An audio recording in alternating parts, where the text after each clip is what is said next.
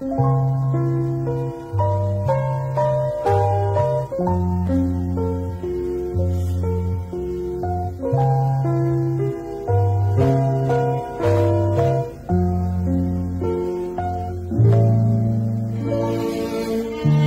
kita berbicara tentang penjajah, yang kita tahu pasti hanya yang buruk-buruknya saja.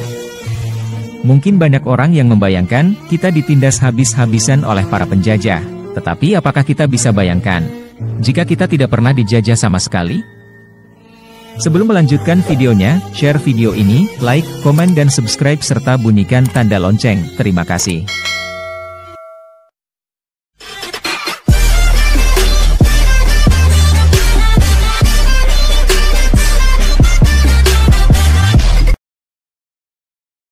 Kali ini, saya tidak ingin membahas tentang keburukan penjajah kepada kita, karena kita pasti sudah tahu semua. Tetapi, saya akan membahas hikmah di balik dari penjajahan itu sendiri. Apakah kamu tahu bahwa penjajah justru menguntungkan untuk kita? Inilah alasan mengapa penjajah menguntungkan untuk kita. Yang pertama adalah takdir Tuhan. Ya, semuanya adalah takdir Tuhan. Mengapa Tuhan mentakdirkan penjajah datang untuk kita? Tidak lain adalah Tuhan ingin mengangkat derajat kita. Sama halnya dengan kita sebagai manusia, yang pasti akan diberi ujian dan ujian itu untuk mengangkat derajat kita, sehingga kita dapat menjalani hidup yang lebih baik lagi dari sebelumnya. Ada sebuah pepatah, laut yang tenang tidak akan menghasilkan peselancar yang hebat. Karena kita sebagai manusia, harus menaikkan level kehidupan kita. Tanpa adanya ujian, kita tidak akan bisa berkembang. Yang kedua adalah membangun peradaban yang lebih baik. Awal mula, pada tahun 1568, sampai 1648, Belanda sedang perang melawan Spanyol. Itulah yang mendorong mereka datang ke Nusantara untuk mencari daerah jajahannya. Tujuan Belanda datang ke Indonesia, sama dengan bangsa-bangsa Eropa lainnya, yaitu mencari kekayaan, monopoli perdagangan, dan mencari daerah jajahan. Belanda datang pertama kali ke Indonesia pada tahun 1596, di bawah pimpinan Cornelis de Houtman, dan berhasil mendarat di pelabuhan Banten. Namun kedatangan Belanda itu diusir penduduk pesisir Banten, karena mereka bersikap kasar dan sombong. Kemudian Belanda datang lagi ke Indonesia dipimpin Jacob van Heck pada tahun 1598. Pada saat itu, peradaban di Nusantara sangat memprihatinkan.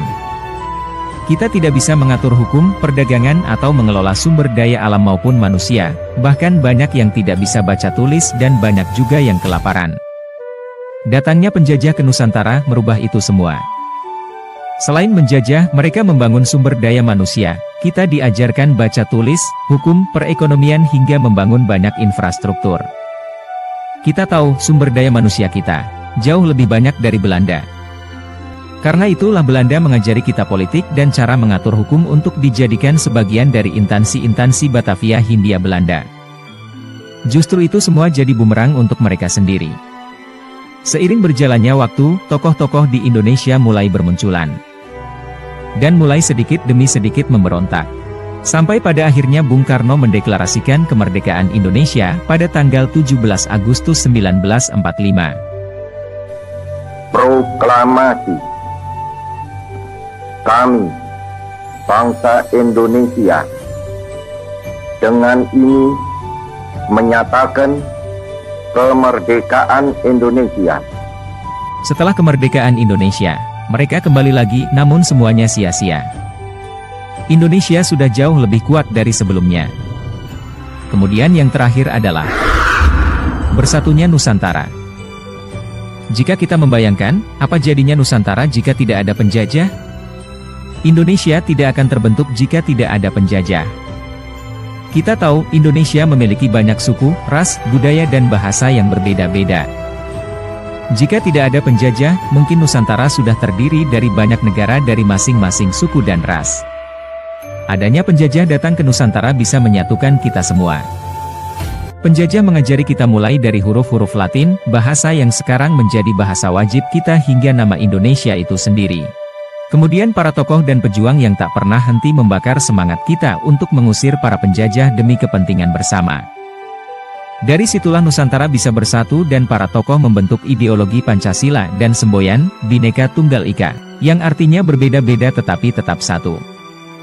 Semuanya untuk mendorong kita agar kita semakin bersatu. Nah itulah alasan mengapa penjajah menguntungkan untuk kita. Sebenarnya, apa tujuan kita untuk merdeka? Apakah kita sudah mampu untuk menata hukum, mengelola SDA maupun SDM dan menjadi negara yang maju?